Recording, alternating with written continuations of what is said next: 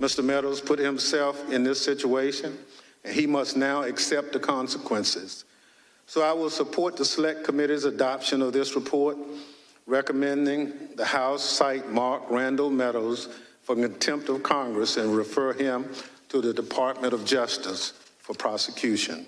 Meadows' last-minute suit is plainly a tactic to delay and obstruct our investigation, and it need not detain us any longer, Mr. Chairman. Again, Mr. Meadows has no conceivable privilege basis to refuse to testify on this topic. He is in contempt of Congress. Two Democrats and one Republican saying substantially the same thing and some dramatic statements. Those are members of the January 6th House Committee speaking tonight. That committee just voted to recommend criminal contempt charges against former White House Chief of Staff Mark Meadows. The full House will now consider that referral. Tonight's vote comes after Mr. Meadows failed to appear before this committee last Wednesday. The day before, he publicly said that he would no longer cooperate with the January 6th investigation, and he cited executive privilege. Now, a lawyer for Mr. Meadows sent a letter to the committee arguing against the charges. He says that this contempt referral is contrary to law because, quote, a good faith invocation of executive privilege and testimonial immunity by a former senior executive official is not a violation of the law, end quote. So, what happens next, and how does all of this affect the January 6th investigation? Let's get to NBC national security correspondent Ken Dilanian for those questions. Ken, first of all, this referral for contempt, what exactly does that mean? What does that involve? Joshua, it means that the Congress is referring this matter to the Justice Department for possible prosecution. And if the past is any guide, the Justice Department is perfectly willing to levy charges, as they did against Steve Bannon, the former Trump advisor, for contempt of Congress. That case went before a grand jury in the District of Columbia.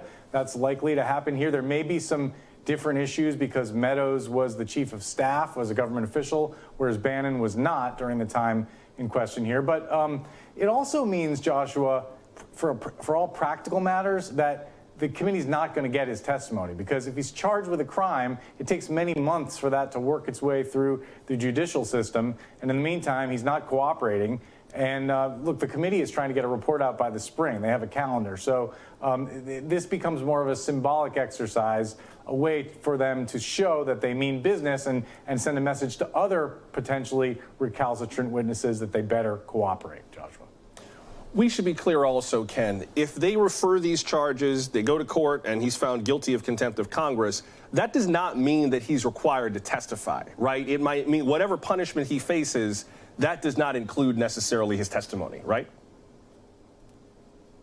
Absolutely right. That's a very good point. He could be sentenced to prison even, and he could serve his time, and all without testifying. It's not like the civil context where a judge can throw somebody in jail until they essentially agree to testify. That doesn't happen in the criminal context. So essentially, most experts say once you take this step, you've lost his testimony, basically.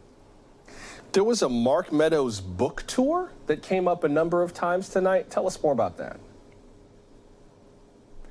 So that's really interesting. The point that these investigators and members of Congress are making is that how can Mr. Meadows claim executive privilege over matters that he addressed in his book, in his memoir? I mean, he is one of the insiders. He's one of the few people, they point out in their report, who knows exactly what Donald Trump was doing and saying in the days before January 6th and as the insurrection was unfolding.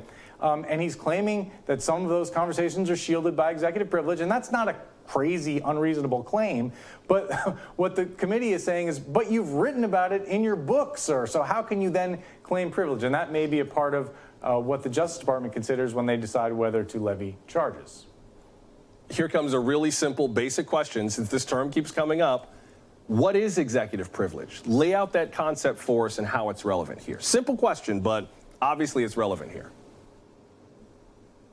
Sure, and I'm no lawyer, but the basic definition is it's a principle that's designed to protect, to shield advisors from the president from having to testify before Congress about the confidential advice they gave to the president, under the theory that a president has to be able to get advice without the world finding out about it. And there's a separation of powers issue. The president has a right to private advice without Congress prying into that.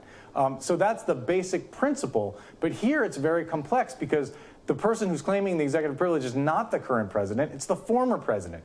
And yes, former presidents do have some level of executive privilege, the courts have found, but probably not as much as Donald Trump is complaining. And certainly there are exceptions, as we learned with Richard Nixon and Watergate. And anytime you have potential criminal conduct, that usually outweighs, and investigative privileges outweigh executive privilege. Joshua. Before I got to let you go, Ken, explain how Mark Meadows would have fit into the other evidence and testimony that this committee wanted. Why did they want to talk to him, and what did they hope that he could provide?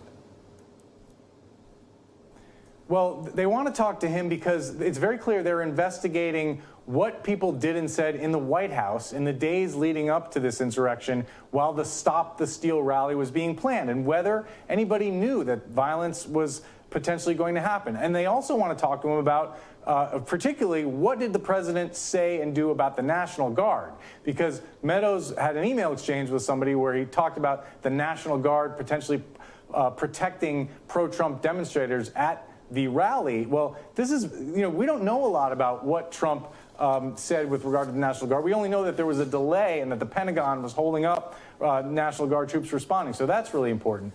I have to say, though, Joshua, stepping back, we're focused on the subpoenas for good reason and all these famous people. But the committee has talked to more than 200 witnesses, most of whose names we've never heard of. And they've received tens of thousands of documents from the executive branch. And they're looking at things like, what did the FBI know and when did they know it about the intelligence? Right. What were the security failures? So they're going to look at a lot more than just this narrow question of what did Mark Meadows do in the White House, Joshua.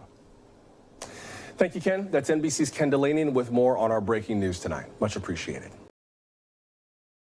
Thanks for watching our YouTube channel. Follow today's top stories and breaking news by downloading the NBC News app.